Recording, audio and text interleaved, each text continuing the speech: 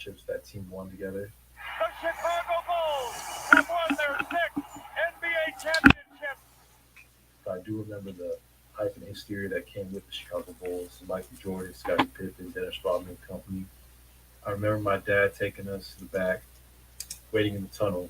We were just waiting, wanted to see Scottie and Michael so bad, and I don't think I said a word, but just the fact I was able to be there and meet the legend itself was so motivating for me. I was able to tell all my friends when I went to school.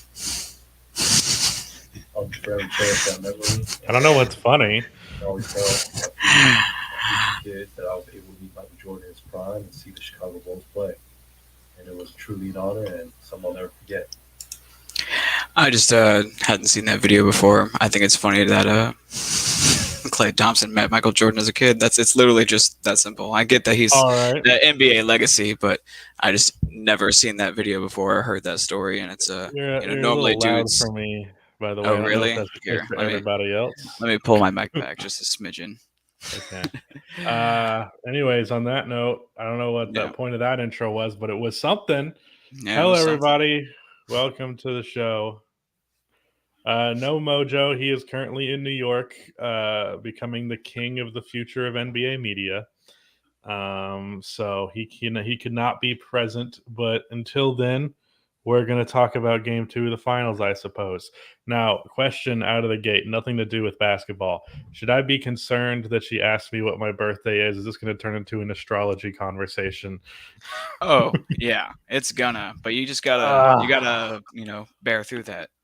I'm a Pisces. Is that good or bad? Dude, I do not know how the stars align. How fucked am I as a Pisces? How much is this going to determine what she wants to do with me? Either way, she'll just tell you what whatever she can project onto you, because all that stuff is Pisces. I'm gonna Google what it means. I've never actually. By the way, the answer, if Google was honest, was it means nothing. But let's see what it has most to likely say. Anyway. Sports Wikipedia asks, "What's the tattoo?" I have a few, but this one says, "Mom." Richie says, "How did y'all manage to get Klay on?" That was a joke I was gonna go into, but I honestly forgot about it by just sincerely watching the video for the first time. Richie also says, "You're mid, Rusty. Pisces have nothing, incredibly toxic." Oh yeah, we haven't even talked since you got your tattoo. Yeah, we did. This. We've texted, Didn't we? Yeah, but I haven't talked to you on the phone. I thought Game 1's podcast was post-tattoo. I don't think so. No, because Game 1... I feel like you got that like Monday. You're right. Yeah. It's true. I have a tattoo now. Look at me. Yeah. It's still weird. Let's go ISO on you. And even though I have wanted this tattoo since I was 16, I did have like a bit of a freak out the other day where it's like, this is going to be here till I die. Even though I like it, it's like, fuck, that's still crazy. That for the rest of my life, I'm going to look at my arm and that's going to be there. Oh, yeah. And it's going to really be there. Like hard. You got a nice the thick scabbing tattoo. freaks me out because sometimes it looks like it's falling off. Mm-hmm. And right after I had applied the special cream to it, which when I do that, I have to rub my arm a good about. It makes my arm fucking sting. My dog bit me really hard directly on the tattoo. Oh my god! Yeah, well, I guess he doesn't bite like hard. He thinks he's playing, but he's got some big fucking chompers on him. So that's why he's in training. Yeah. He'll be the perfect puppy in no time. I actually still have like this scentless lotion that I got when I got my most recent tattoo, probably 3-4 years ago, whenever that was. I might be exaggerating a little bit, but it's funny because it's a massive bottle. And I peeled the label off because I just fucking do that on everything. But it might be halfway out by now. I get that I should probably be using lotion more, but what can I say? I'm a dry guy. Speaking of dry, you excited for Vegas and the dry heat? Because I think it's official that we're going to NBA Summer League, more or less. Speaking of dry, could have been fucking anything. Speaking of dry, have you heard all the discourse from Star Wars fans lately? Yeah, Are we talking about the Vegas trip? I mean, yeah, I'm looking forward to it. I still need to book a fucking flight. yeah, I mine think, too. yeah, I have to book your flight. Oh yeah, you have to book my flight. I just find it yourself, and I'll give you the money. Okay. I don't burden me with You're finance and research. you're telling me you don't want to fly together, bro? I don't give a fuck about flying together. Oh man. When I'm on a flight, I'm trying to be as unpresent with the situation as possible. Who's sitting next to me is meaningless.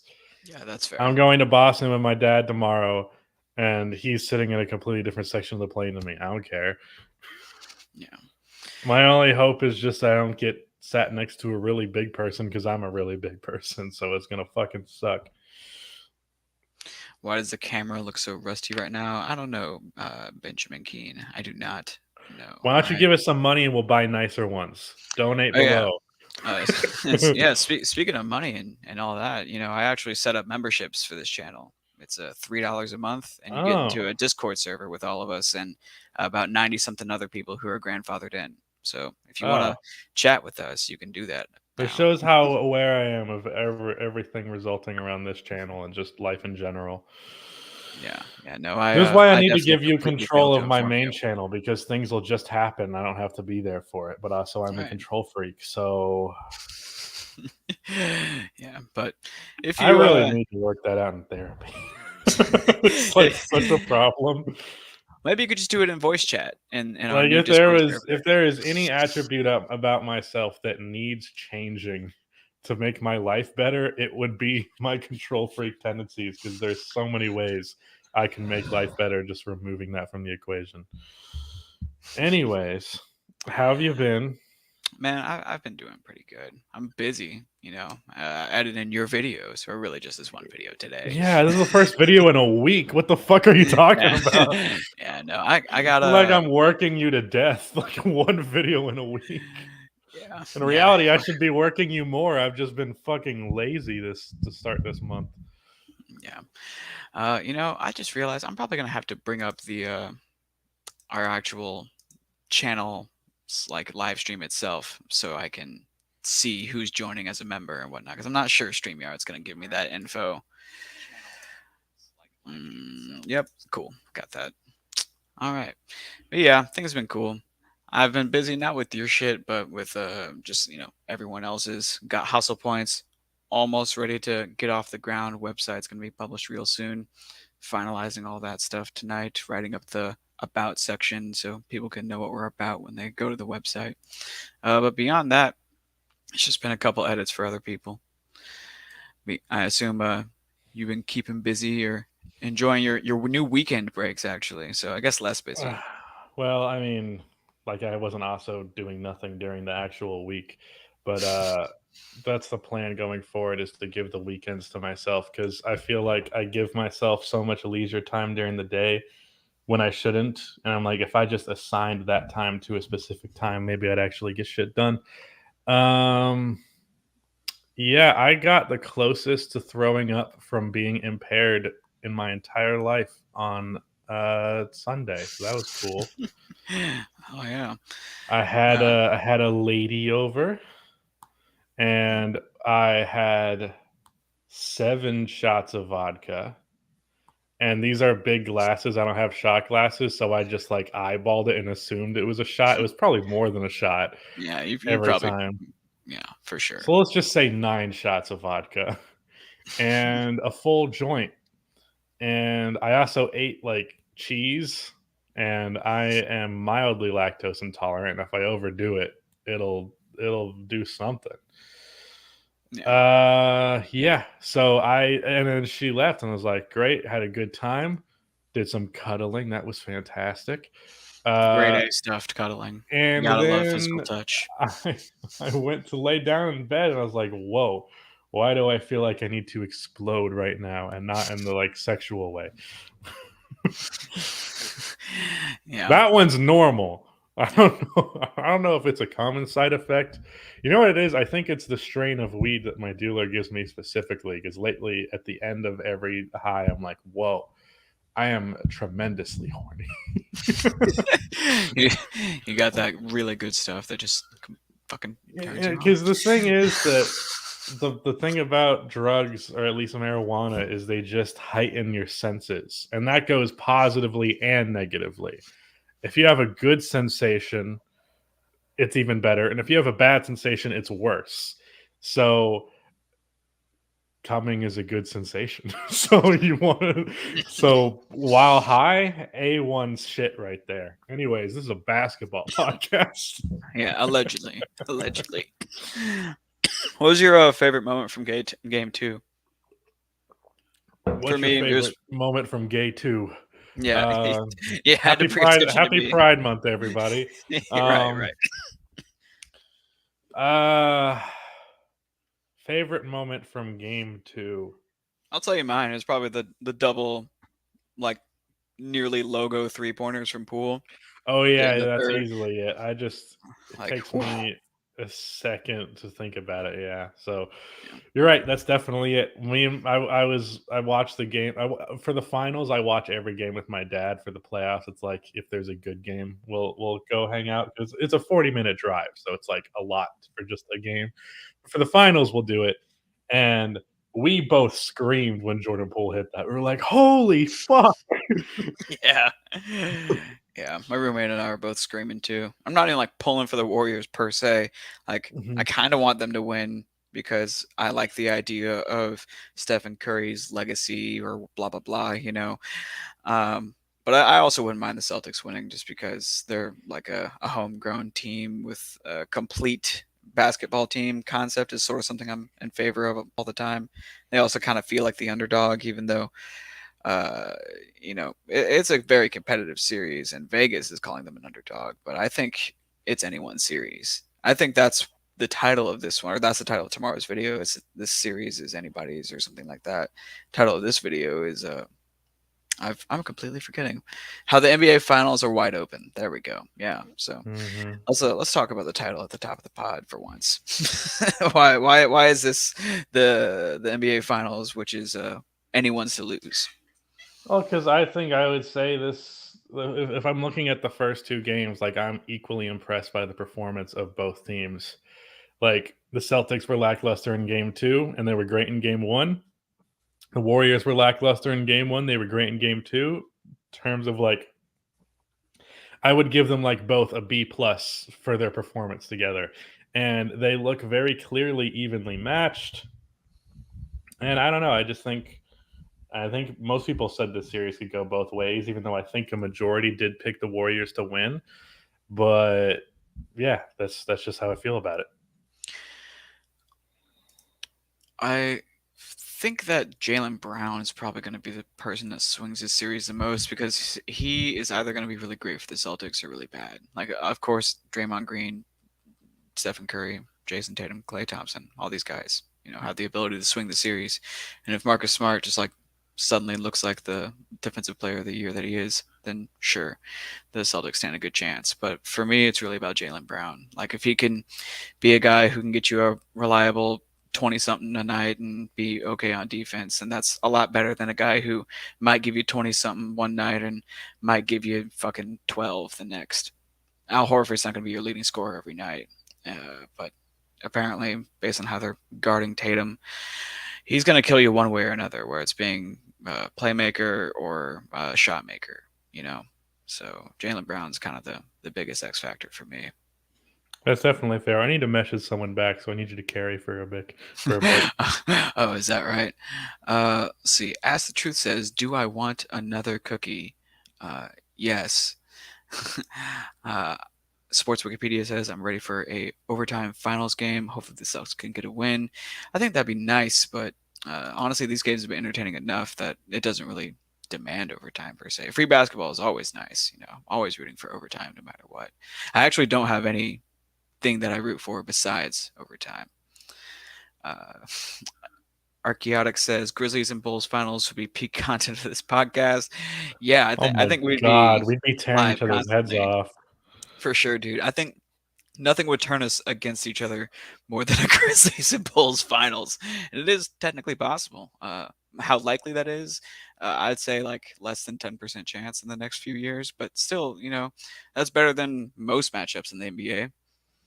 Name one that is uh, less likely, but still like reasonably possible to be finals matchups in the next 2 seasons. It's not going to happen. The Grizzlies are more likely than the Bulls. Really, you think so? I mean, like I love my Grizzlies, and Absolutely. I love everything about our team. The Down to Grizzlies the have a front superstar. office. The Bulls don't.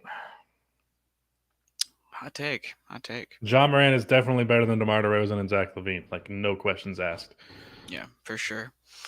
And you guys have a good front office, but we have already done the work. Like we No. got in earlier. Yeah. Ever since Quinn Snyder left that Jazz position, there's been a lot of rumors about Rudy Gobert.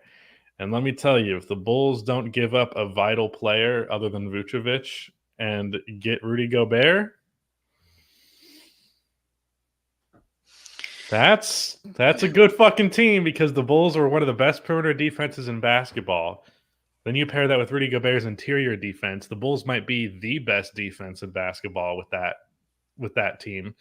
And then they can easily get by offensively with DeMar, Zach, a healthy Lonzo Ball, Ayo Dosunmu coming into his own, Kobe White getting the fuck out of town. hopefully signing some shooters, because God knows they could use some shooters. Yeah. But yeah. I feel like if Rudy Gobert was on the Bulls and they maintain most of the other structure, of course, like you said, it would be very reminiscent of like the 2004 Pistons, right?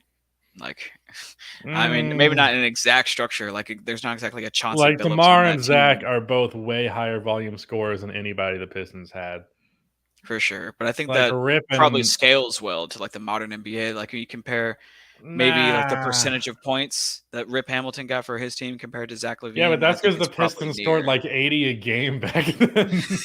Right. Yeah, exactly. I guess, but like DeMar and Zach are better than Rip, and probably Rasheed. Rasheed Wallace is a difficult one. He's a weird player to judge. For sure. I thought of Rudy Gobert and thought of how Ben Wallace was so important to that team. Maybe the best player on that team. Rudy Gobert would definitely be the best player on this Bulls team.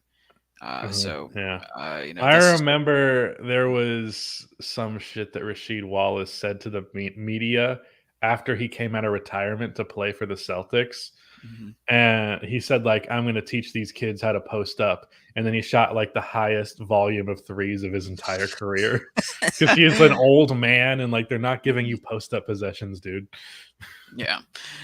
We'll get back into this finals for now, or later, excuse me. But for now, Archaeonics is just sending us money to have us answer his questions for him. So what should the Mavs do to make the finals next year? Your answer, Christian Wood. Can I say, yeah, that's the Mavericks video. It got 100K views. But actually, we're currently on a 2-video streak of 100K plus views. Hell yeah. Look at us. But it's only because I've uploaded 2 videos in 2 weeks. Right. Only the best on the Rusty Buckets channel. Yeah, because I'm lazy, not because we care about the quality of content. What was I going to say? Oh, I was surprised at how positive a reception the Christian Wood idea had.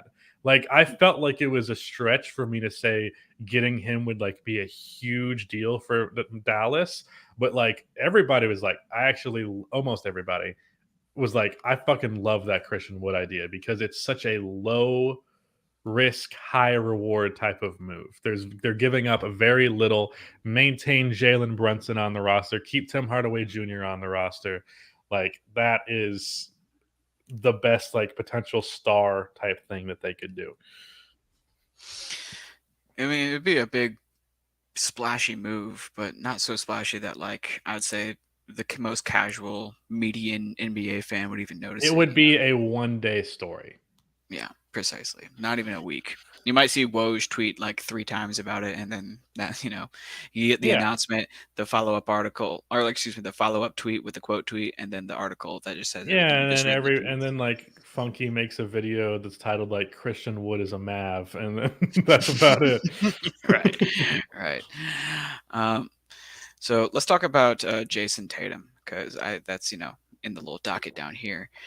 I talked about Jaylen Brown being like probably the X factor for the Celtics this series, but Jason Tatum's their best player. He's their leader, and he's had a really polarizing, or not polarizing, but polar games. On one end, he's an awful shooter, but gets a career high in assist and the most in any playoff debut ever. And on the other end, he has, a pretty run of the mill scoring night for his standards, which are very high. So it was good, but he had the worst plus minus of his entire career. And I believe the worst plus minus of the playoffs out of any player, or maybe not any player, but any Celtic with a minus 36. Don't quote me on that, but it's like almost 100% correct. I didn't realize it was that bad. Yeah, it was his career low in plus minus at negative 36. So both career nights for Jason Tatum in one way or another, games 1 and 2. Do we see another career night from Jason Tatum in game 3? And if so, what does that look like in your opinion? I hope so, because I'm going to game 3. Yes. Well, I mean, if it's historically bad, like it was in game 2. No, I don't want to theory, be like, hey, I was at the historically bad Jason Tatum game. You want to be at Look, the 50 bomb. Look, the 2 times I've seen Jason Tatum play, he had a good game. He had a great game in the first one that we went to, where we saw Jason Tatum drop 40 points. You remember that, right? You look confused. No, I was just reading the chat. Okay. Yeah, we saw Tatum very early this season have a 40 bomb on the Hornets. And then I watched him in game 7 versus the Bucks, where he didn't play amazing, but that's just because Grant Williams was open for 3 on every possession. Right. It was Grant Williams' turn to make history. Yeah. I watched the greatest game of Grant Williams' career live. You can say that confidently. Not even career so far. Career, period. It's possible he one-ups it, but I doubt it. I mean, it was like the most threes in a playoff game ever made, right? Something like something stupid like that. No, it wasn't that, but it was definitely up there. I think it was like one of the most attempts ever. But back to Jason Tatum. I would hope that he doesn't have a terrible game. But I was saying in this video today, this obviously, that I genuinely think his game 1 performance was better than game 2, even though he scored the ball on a much better efficiency. But there's more to the game than that. And I feel like everybody was like, man, Tatum played so bad in game 1, was not looking at how much he picked apart the defense with his passing. And I wish I could have gone in depth more, because the amount of hockey assists that he had in that game, and where the guy was open specifically because the defense was paying too much attention to Jason, it would have illustrated my point even better, but I couldn't. It's hard to find those kind of highlights. Yeah, I mean, it's like only guys like AlexHoops are truly professionals at hunting highlights down, like hockey assists. Yeah, nah, fuck that shit. I'm not nerdy or persistent enough for that. Yeah, the man works hard. You don't. No, I'm just kidding. You do. But I found the correct statistic that I butchered earlier. Back to raise you, motherfucker.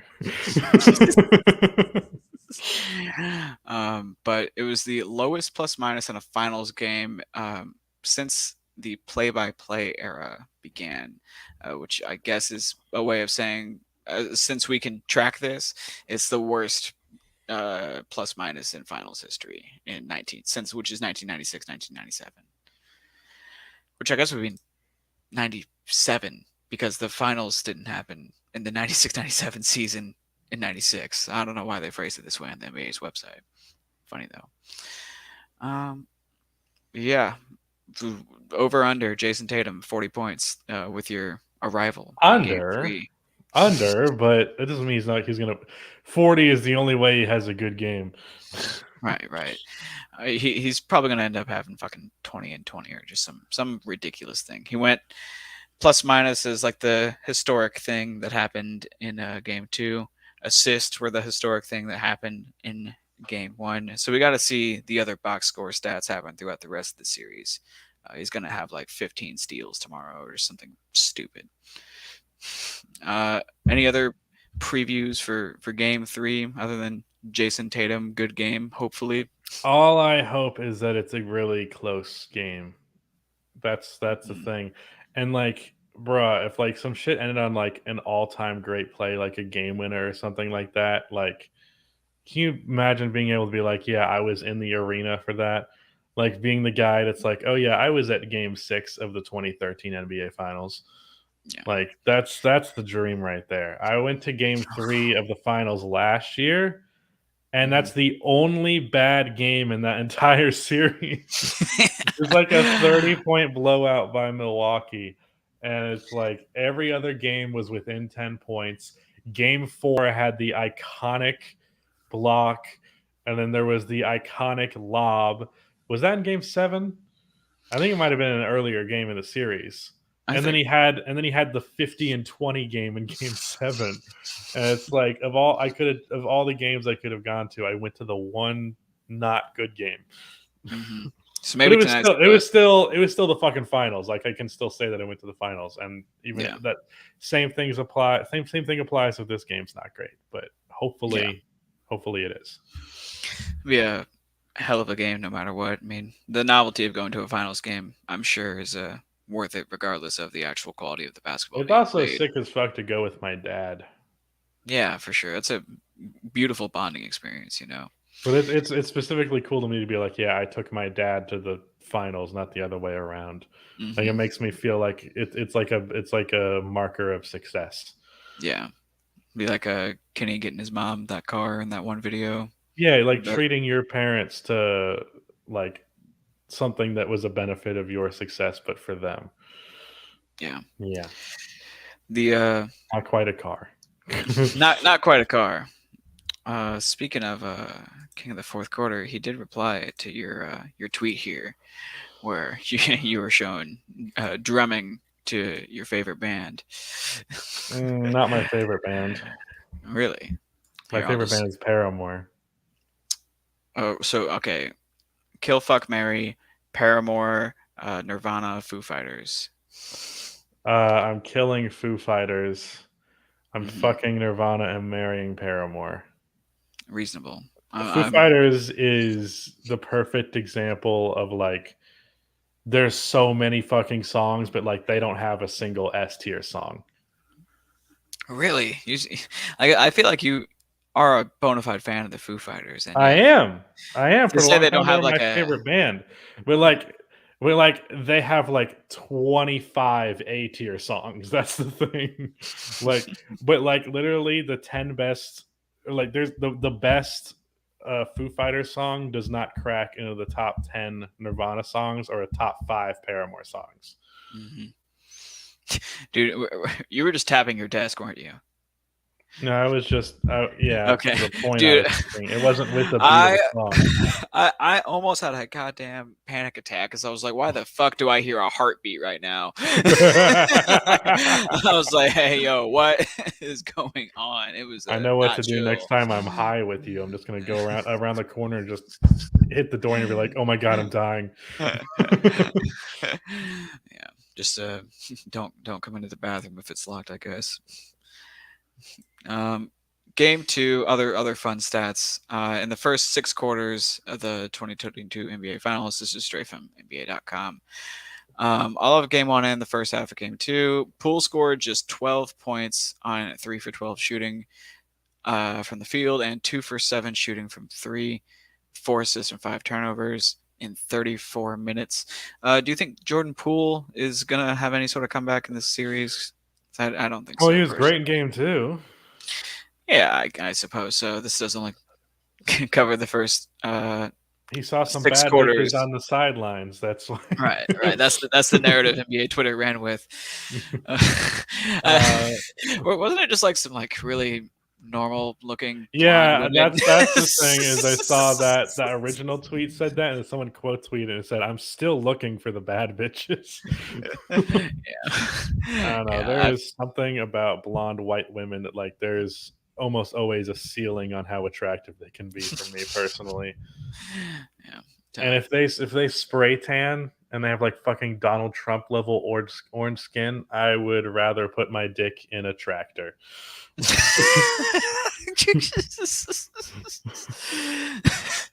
I mean, Maybe I wasn't watching close enough.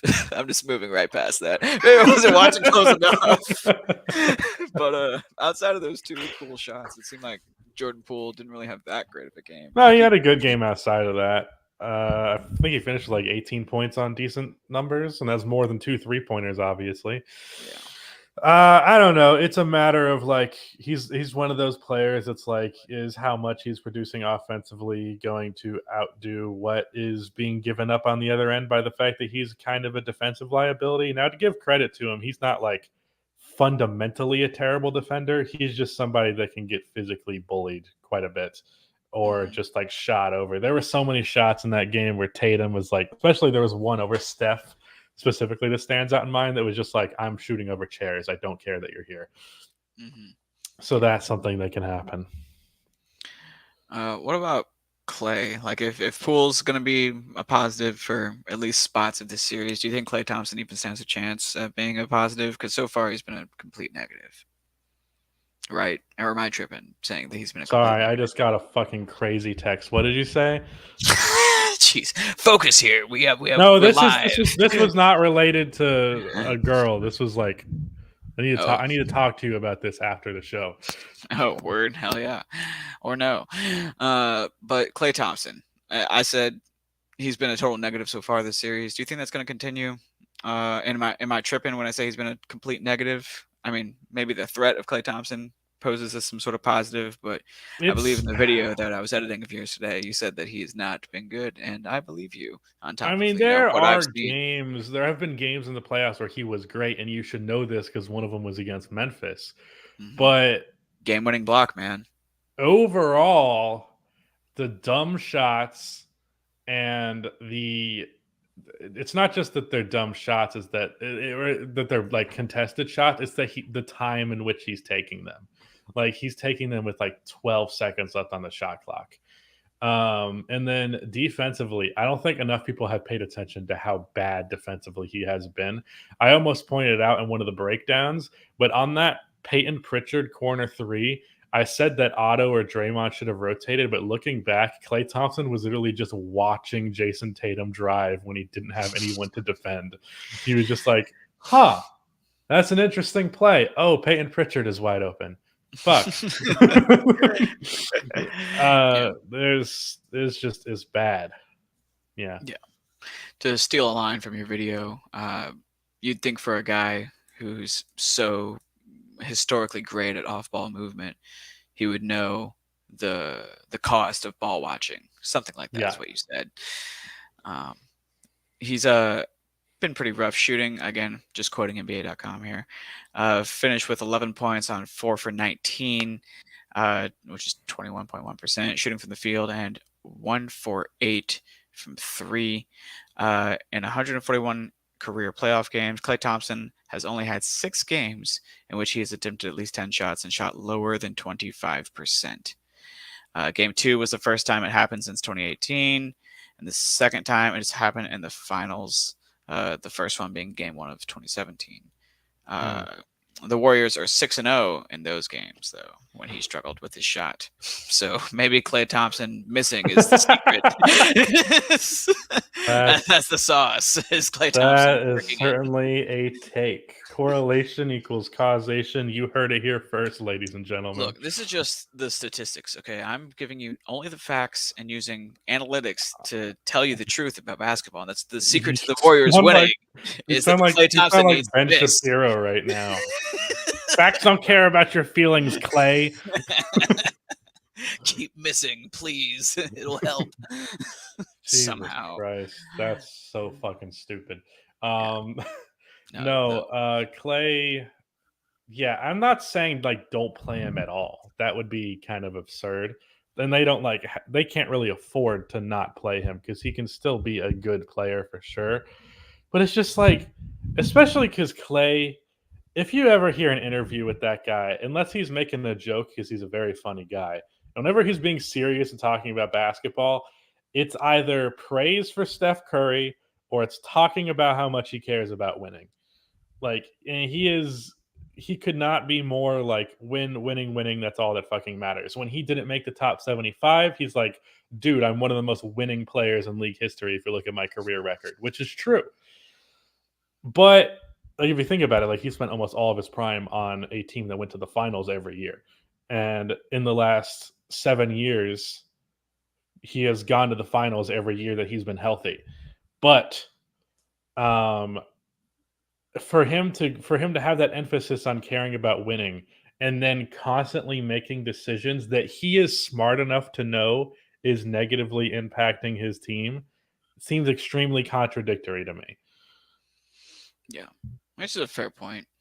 I think the mid range shots that are sort of symptomatic of his hero ball tendencies as of late, being that quote unquote winning player, like you said in your video that will be out tomorrow, is definitely an indication that he needs to get the ball fed to him, right?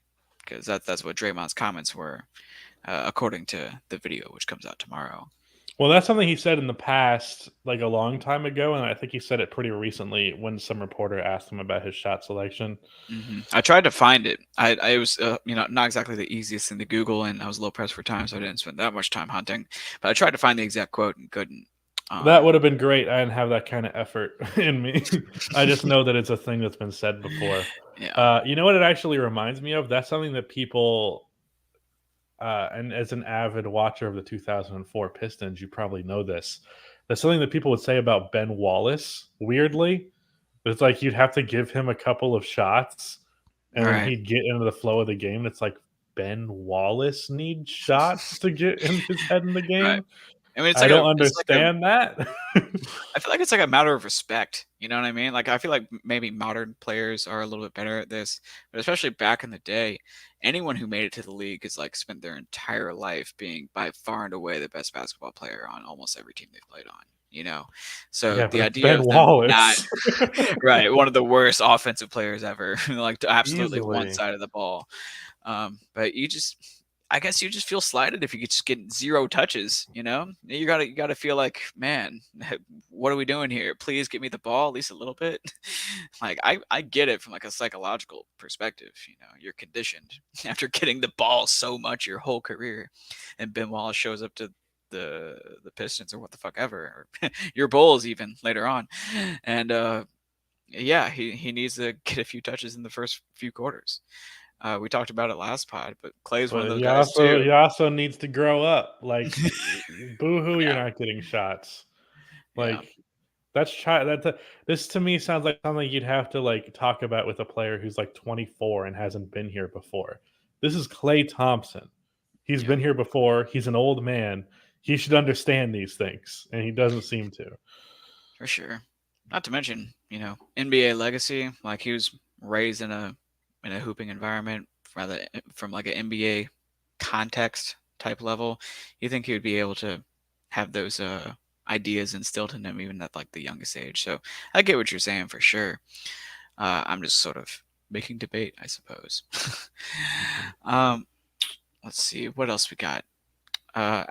According to again NBA.com, Game 1 had the second worst defensive rating of the finals, with 129 from the Warriors, and they bounced back in Game 2 and had the best defensive rating of the entire postseason with 89.8. What version of the Warriors defense do we get? Because I feel like Coach Kerr is probably not exactly the best at making adjustments, because Game 1 he got completely stupefied. Game 2, obviously with some time to break down the film and design a game plan, bounced back. Team made lots of shots. Boston was cold. This, that, third.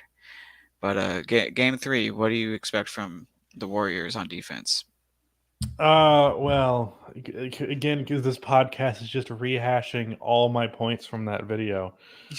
The big change was that they just stopped giving so much attention to Jason Tatum. Like they let him go on with single coverage a little bit. I think more. your mic just switched. Check your mic. I'm sorry. Yeah, it just suddenly went to webcam quality. I don't know if it's been that way. No, we're good. We're good. Word. I guess you're just a little far away. So, is this better? Is this good? So much better. There's an ASMR podcast now. Let's see here. What was the question? Defensive game plan for Defensive game plan. I Warriors. imagine it'll be the same as game 2, and game 2 was clearly much more effective than game 1. They were just simply paying him less attention, like not stopping Tatum, prioritize stopping the offense as a whole, because that's what it felt like in game 1. It was like, if Tatum doesn't score, we succeeded. It's like, you still gave up 120 fucking points, so you didn't succeed as a defense. Granted, crazy fucking shooting that probably doesn't replicate itself to that extent. And I realized, like, people were making jokes about that claim in game 1 because it was like the Heat and the Bucks. Then it's like, say the line. The Celtics won't shoot like that again. But like, they didn't have more than 2 games in a series where they were bonkers from outside. They didn't go a whole series shooting crazy well from 3 like they did in game 1. It balances out throughout a whole series. Just because it's happened in every series doesn't mean it's going to happen every game of a series. If it is, the Celtics are going to win, and there's no fucking question about it. If you shoot that well from 3 every game, there's not a fucking chance. I mean, that's sort of the story of like every fucking basketball game in the NBA these days. Just like, you know what? Just make more threes. At the end of the day, none of this matters. Just make more threes.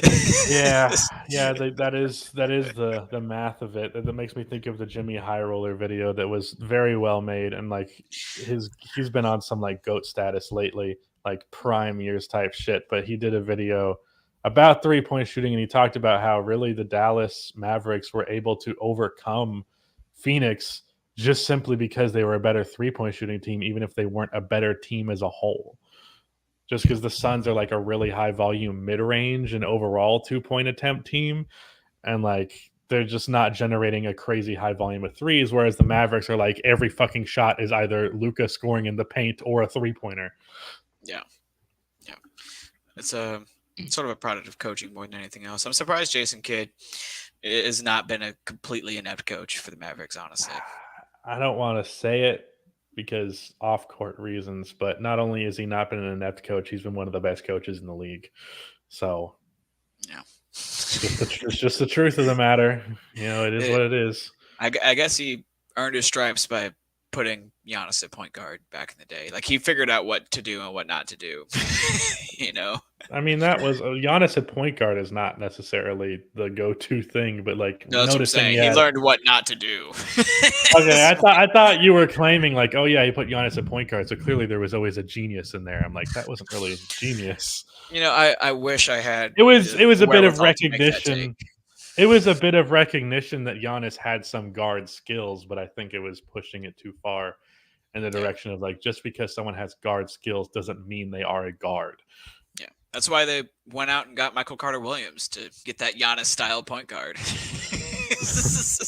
And then they traded him to the Chicago Bulls and made me hate my life because the Bulls had Michael Carter Williams in lineups with, no joke, Rajon Rondo, Dwayne Wade, and Jimmy Butler.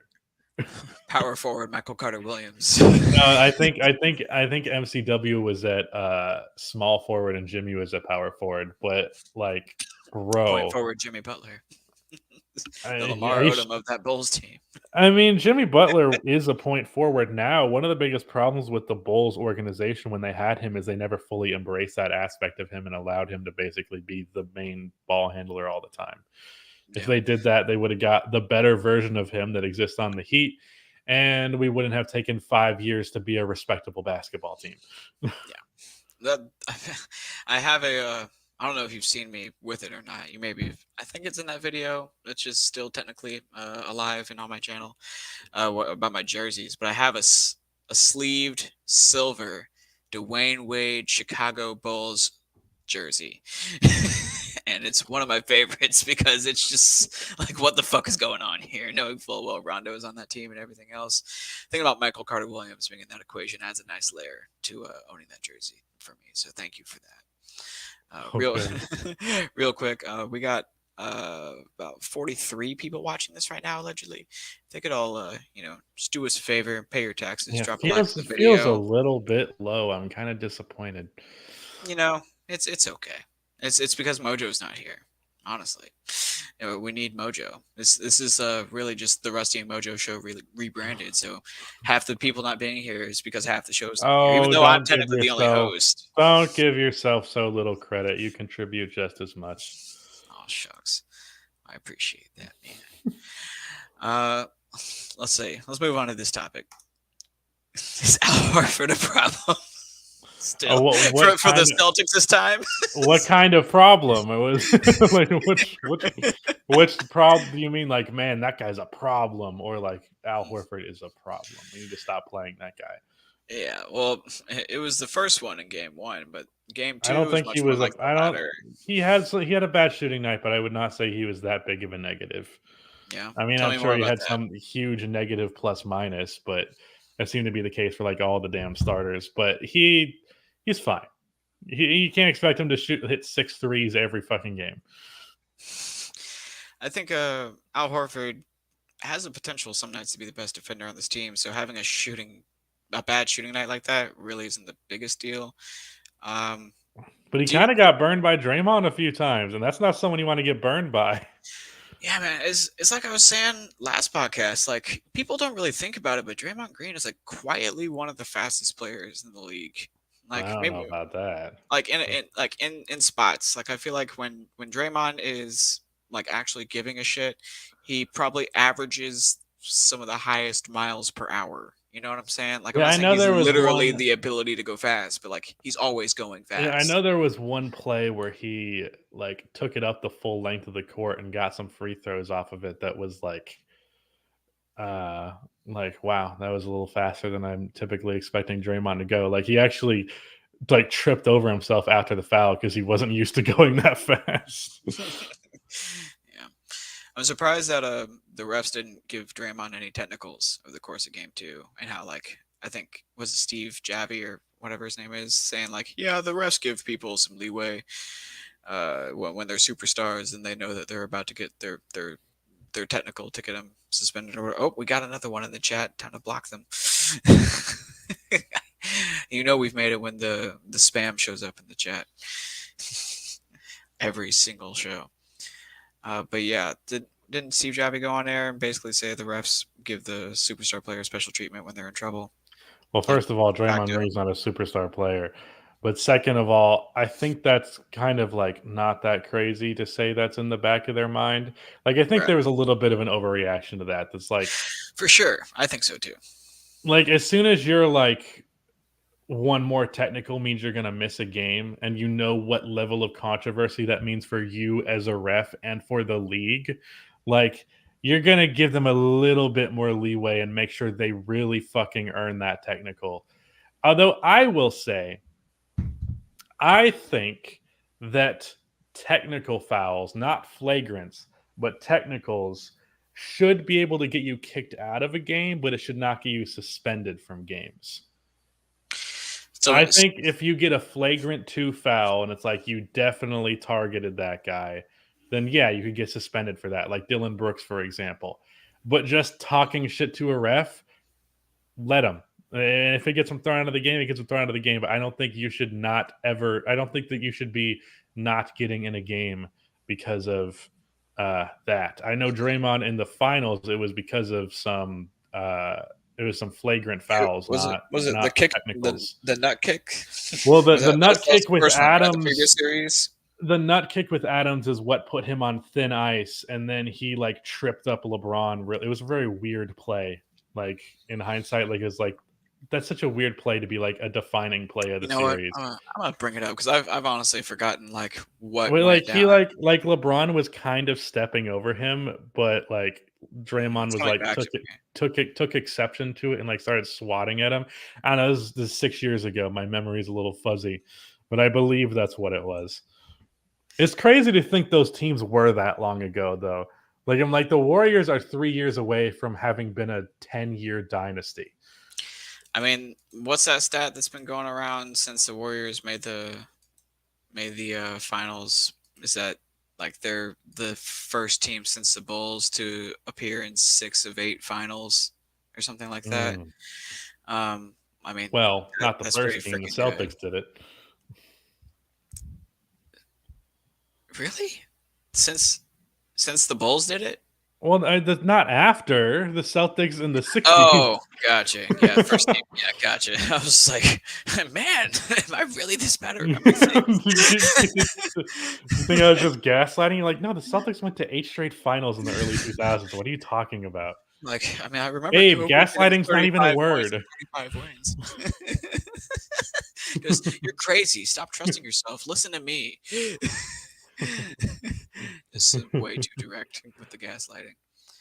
All right, let's see this shit. What happens? All right, let me put it on screen for the lovely people at home. We got this. Add it back to the stream. We'll keep it in this nice little narrow view to prevent the copyright system from targeting us. Well, I think that's the replay after the fact, right? Or like this is when they're discussing it. Yeah, this is not the actual thing. There we go. Replay. Yeah, here it is. LeBron tries to step over him. That That's wasn't even really like that bad. As ticky tacky as it gets. Like he must have said something really bad after that. Like, there's no way that's it.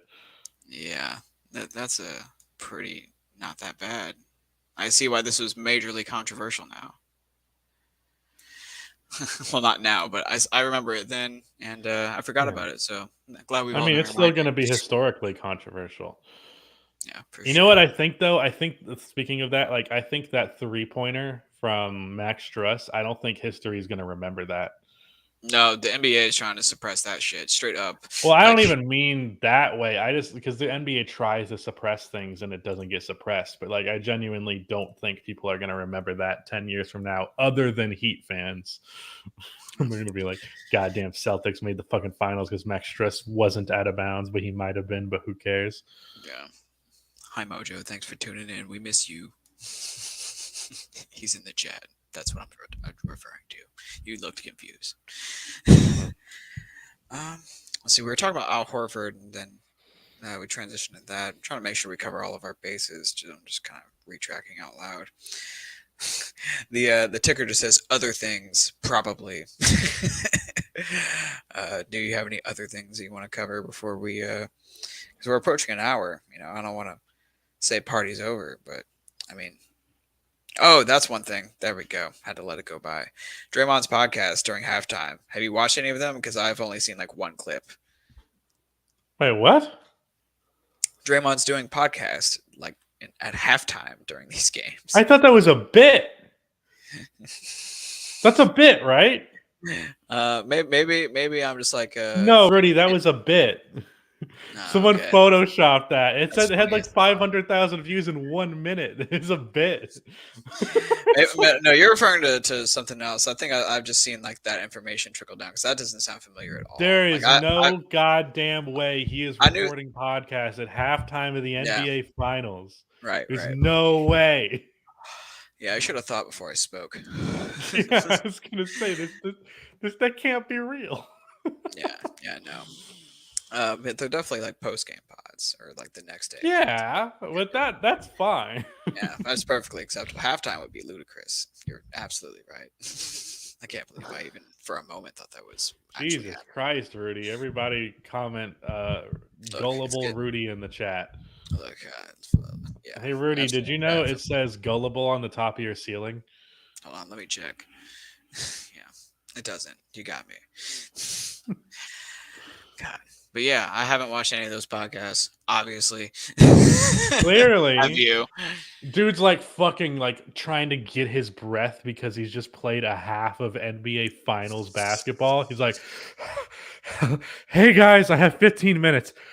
Welcome to the Draymond Green show." Just soaking wet, just dripping, just like off his nose and chin and stuff. You know, just like, have you listened to a halftime interview? Those guys are fucking dead, and you think he's gonna go shoot a podcast? Meanwhile, his coach is in the background giving an impassioned speech, trying to get the rest of the team reined in. And Draymond's like 0 for 5 at halftime and having horrible defensive lapses. He's like, "No, coach, I don't have time for this. I have to go record a podcast." Look, you gave me an out, and I was too sleepy to notice. I should have See, said it was look a at the bit and just excuses. lied. Look at the excuses. I'm sorry. I've failed everyone I by wasn't trying to spreading give you an misinformation. out. Well, you I did, just, and I should have but that taken was it. my Like, natural yeah, this was a reaction. bit. This is all a bit, clearly. But here's the thing: this whole thing that I'm doing online, just like existing when these glasses are on, headphones on especially, it's all a bit. This is all one big like satirical project, like I'm actually making fun of you right now So by only being you're, your so co-host you're, and friend. This is all an elaborate wait, performance act. is that including when you're not on the internet? No. So when you got drunk and like fell in front of everybody at the party, Yeah, no, that was real. that was That real. was real. Okay, Yeah. Yeah. that was not Vegas. method acting. Yeah, Vegas is gonna be the real me, but as long as I'm online, it's all a bit. I Ah, always have that out to protect myself. You see. I am so looking forward to that. We're going to get blasted every single day. Well, maybe If not I every day, leave but maybe that every city, night. no, I meant every night. If I leave that city without having thrown up at least once, I failed. You better clean it up too, or pay me to clean it up and test my dignity. I mean, did anybody pay, or did you pay anybody to clean up yours? Oh wait, no, No, we I left it. cleaned We it up left myself. it. We left it Yeah, in you the left it for sink me. overnight for you to clean. That's so nasty. Yeah, it's a little gross, but it's the right thing to do. But it And was an the funny part Airbnb, is, not our fucking house. So who y- cares? the funny thing is, being fucking 26 and college graduate, all that, I have cleaned up enough puke to not have to really fret over it. Like everyone was like, "All right, Rudy, we're all waking up and cleaning. You vomited in the sink last night. Go clean it up." And I just fucking did without missing a beat, and like didn't even like, it wasn't gross. I I've just never, did it. I've never, I I've was still never half cleaned asleep. It's like vomit. I can't do it. If I I'm even not one get of a those whiff, people that will see people vomit and start vomiting.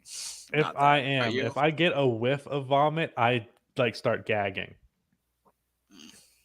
Let's see, Fun that's thing because to you're end a weak. podcast on. Let's talk about vomit, boys. You know what? Spam some questions in the chat about the finals to wrap this one up. Why don't you do some of the heavy lifting, you lazy bastards? We're Yeah, trying over here. and if you can't think of any fun questions to ask us now, be sure to hit the join Making button. Rudy Promote the do all the podcast. work is honestly kind of anti-Semitic, so you guys got to pick it up. Right, right. It's very not when wrong. I make you do the work, but it is when they do. Right. It's about collective responsibility, everyone. we all need to bootstrap ourselves into a This better is podcast. no, that's a bad joke. I'm not going to say it. Good, good. Mojo really freestyle? Yes. Better than I all of can us, for sure. freestyle. I was pretty well. I guess I wrote it down, Yeah, you but freestyled in spirit. You freestyled but like I feel every like I real did rapper pretty good for freestyles. someone who's never rapped once in his life. Right, right. Yeah, it's like you wrote down some ideas and you shoved them into the pocket of the beat and it worked out. It wasn't I bad. It was mean, a I know hoot how and to holler. I rap. love that I know guy. how to sing and rap on beat because I have good rhythm because of playing drums for years. But like, I don't know how to rap. I was just kind of saying it in a like melodic way. Sports Wikipedia asks how many points will Tatum average in the final? 27.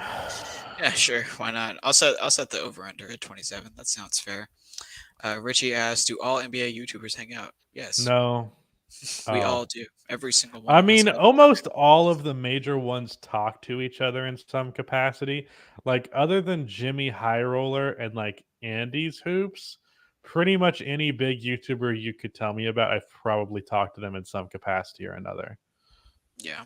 I mean, you can join like Twitter spaces with people from NBA YouTube, and more often than not, a few more NBA YouTubers will pop up. You know, Mhm. like, I mean, you and Beasles are both going to the game 3, Yeah, so you can, opposite side of the arena. right, distance you me know, constantly. we have no, that arena's too fucking big. You couldn't even do that. But yeah, I what was I gonna say? But our group is like, I mean, I'm the biggest, and then there's Denver, and then Mojo, and then Alex Hoops in terms of sub count. Although, no offense to Mojo, but at this point, I think Alex Hoops is like bigger just because he's actually uploading for one. Right. It's all good. Mojo has his own thing going on now, but Yeah, Alex Hoops is killing the game. Good for for sure. him. We love Alex. This is a big Alex podcast. We're very Yes, pro Alex Hoops here. technically our only guests so far, and Oh, you're right. Yeah.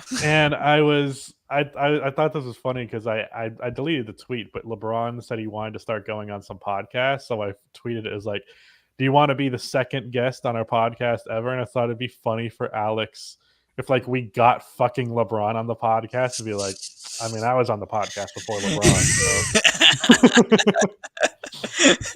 Yeah, it'd be the ultimate brag for him. Truly, is the yeah. level of honor he would have in being our first guest. But then we got Noah Terranova, who has found new life on YouTube by doing film breakdown stuff on another channel. And Asher, who doesn't really do YouTube, but he's trying to crack into the media world. I don't know why I'm summarizing our entire friend group. Hey, because the question is, do all NBA YouTubers hang out? So we're letting we them have know. we have 3 Cone, who's a good like post game and trade rumor type YouTuber. He doesn't do a lot of stuff that's like heavily scripted, but he's got a good basketball mind, and I watch his videos pretty frequently, especially if I need to catch up on the Thunder because God knows I'm not going to watch the Thunder. So whatever he says is probably true. Unless it's about like Shea, because he thinks Shea's like the 3rd best player in the NBA. Man, Shea's one of those dudes that I feel like Thunder fans like will just preach for no matter what, and it's gotten to the point where like everyone's on Twitter at least seems to be like Cone, and that they're like, yeah, I mean, he's obviously better than almost every point guard in the league, including but not He's limited to he's John not a Morant. point guard. Oh, whatever. He's definitely a 2, but like I feel him though because I felt like that was Zach LaVine for so many years, and it felt vindicating for him to finally be a good player on a good team. I was like, I'm telling you guys, this is a great player who just not had the right situation around him, and I think that's absolutely the same case with Shea. I think Shea will probably is kind of right now on a similar tier to Zach LaVine. Yeah. Let's fade into some more questions. Richie, with another one. You gonna do a 2K series like you did in the past? I am going to do a 2K series for 2K23, which is the 2009 Cavaliers. I'm doing a throwback series. That's really cool. And the whole point of the series is like trying to get LeBron to stay in Cleveland. You know what you should do? You should stream that process. Like I'm going to stream the games. Because you have a gaming channel that you never upload to. Yeah, well that's streaming site. That's the channel where I upload 2K stuff to, and those would get like 20K views a pop. I just like stopped doing it because it's like, do I prioritize this over other stuff? Yeah, I don't know. The thing is, like, the thing that gives me the passion for them is the scripted version of them, but also I know if I could bang those out without scripting them, it'd be such an easy and fun like 5th stream of revenue or whatever it would be. That's not even accurate at this point. It's like 4, the only one off anyways. Yeah, that would be really fucking sick. Yeah. I should probably just do it that way. I should stream it and then maybe pay you to cut it down and then give you a cut of the revenue. Just like that. It'd be very simple too, you know. Corey, long time commenter for the show. Oh, I hate this question. Yeah, on the next tab. It's supposed to be like maybe first video after the finals end, maybe. There's not a chance. There's not a really. Oh, okay. I have 1,000 words written for a video that I want to be up to 10,000 words. So it's the dehumanization video. I'm just beginning to think that as great of an idea as I think that is, and as much value as I think I could bring to that conversation, every time I try and sit down and write it, nothing comes out of me.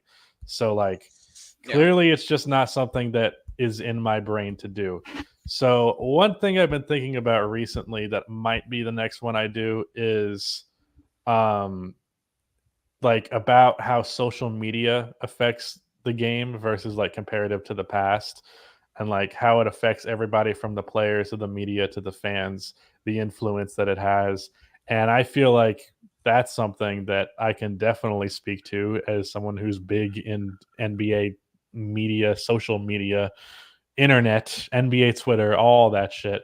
There is a lot to unpack there. And because it's personal, I feel like I can get more introspective in it rather than like, here's some information of something that didn't happen to me or has nothing to do with me, but here it is. Like, this is some shit that I can relate to heavily. Mhm. And ever since Bo Burnham released his inside outtakes, I'm like, God damn it, I want to do something like really creative and over the top again. And like something with a similar vibe to the Greg Popovich video where it's like a bunch of really cool shots and lighting. Cause Mhm. this is what's great and terrible about being a creative person is that you can see yourself create a piece of art and then you love it. And I genuinely feel like that Popovich video, separate from my commentary about the subject, the way I created it was like genuinely very artistic. But then I like a couple of months will pass and like all I can look at is like I could have done that better. Here's how I could have done that better, especially now that I have my own place. And at that time I shot that at my fucking parents' house in my room. uh, Now I'm like, there's so many things I could do that would drastically improve all of the visual and creative elements of that. The only deep dive I think that comes close visual elements wise would be the Derrick Rose, like the problem with what ifs video, because I got a lot of cool shots in that one. But I just fucking like I want to be a director and at heart. Mhm. So that type of stuff allows me to kind of get into that stuff on a very small scale, but it gets my passion going for it. So I'm probably going to do next one would probably be like a month after the finals would be my guess. And I'm actually going to try and start writing it on the plane tomorrow. I guess today. Yeah. It's now 12:22. Yeah. I guess that's a pretty good idea on the plane, especially because you're just kind of trapped and isolated.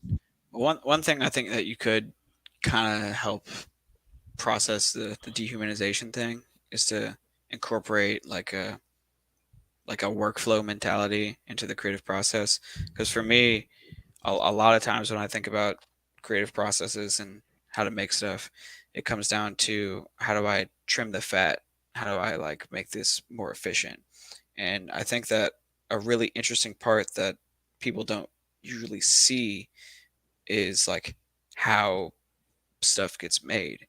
And so you kind of incorporate a little bit of both by maybe do something that's like you know very easy to accomplish but overall like puts you in like a creative environment, like take your camera and microphone and set up outside again, go into a little patch of woods or whatever, and just like audibly unscripted try to sort your feelings out, and then incorporate clips from that Mhm. into the the deep dive itself Yeah, and kind of.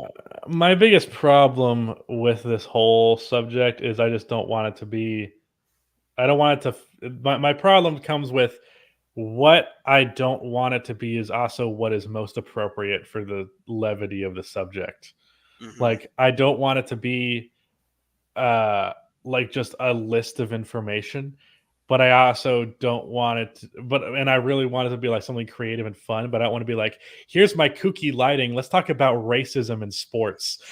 Like that would feel tonally incorrect. Like Mhm. I don't want to be too self-serious, but it's a serious subject and I can't like do the creative stuff and that like contrasts too much with like the seriousness of the situation. And I posted a thumbnail, a new thumbnail that I made for it because I hated my old one. And like immediately got some comments like, "Can't wait to see a white guy's perspective on this." And I was like, "It's not actually just about race, even though it's a noteworthy part of it."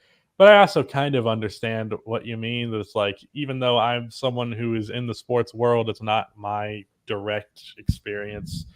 So I don't know. I'm just discouraged by the whole thing. Is like it's so serious that I have to take it seriously, and that kind of kills the fun of it. But it's also important, but it's also not that fun. But I don't know.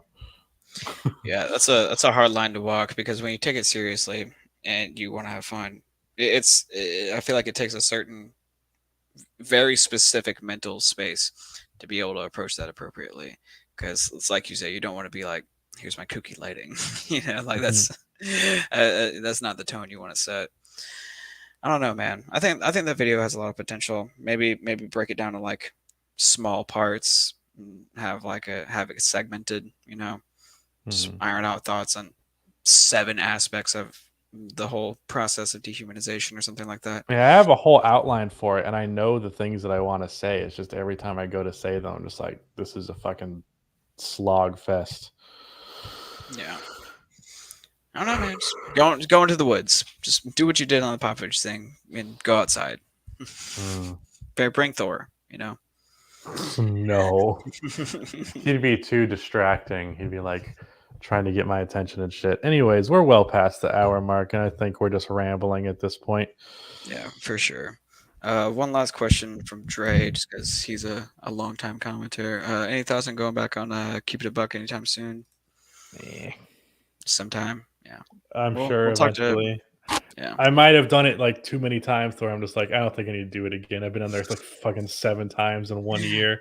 Yeah, you're the most repeat guest on there, I think, at this point. Yeah, I need someone to catch up to me, and then I'll come back to regain the crown. Right. You got to protect that title. Yeah. I went on there once. It was an awful podcast, honestly. It was like intellectually stimulating, but like it was not a good podcast. I don't know. I appreciate a lot of those guys, but I have some very fundamental disagreements with them a couple of times. That's how it goes. But hey, if anyone else in the chat wants to say anything, you can say it in our new Discord server by hitting the join button below, and get access to our little chat room there. It's fresh, but there's like 100 people in there, 90 something like that. Without any further ado, thanks for watching. Tune in next time after Game 3, allegedly. So is that tomorrow? Right? Tomorrow. Are we doing this tomorrow? Yeah, we're not doing it. I'm going to be in fucking Boston, Rudy. That's right. You're going to be in. So tune in the day after tomorrow or something like that. I don't even know if I can do it Thursday because I have a date Thursday, but we will see.